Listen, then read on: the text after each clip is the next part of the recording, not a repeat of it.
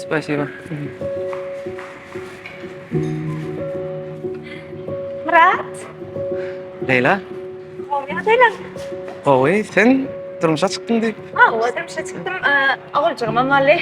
Ne? Ben de şöyle ayrıca şunu şangal var ya ne sonra. Söyleme. Gidin şol. Bilece oturup. Çay içen yerime. Paparotta gelipsin o ha. Unutmadın. Biliyor musun? Adına da Murat koydum. Benim adım taktın mı? Benim adım da. Sağ ol. Öyle çağırma çoğulma şararı var mı? Oy, men ölendim. Çağam olle. Owo, çağam ba men. Owo. Owo, duydun mu? Owo, adi Mehriban. Klişkasına sen adın edi kullanyan Leyla. Klişka. Owo. Ay wagt ýöne batyn geçýär bilýärmi? Nesip boldy bu. Bu ýyl 17 ýaşady, gyşagadym. Owo. Näme?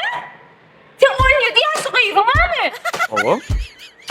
Aynı sana çiğolamını ne? 17 yaşa kıydımadın aydan. O çağamadım ben öyle şeyden.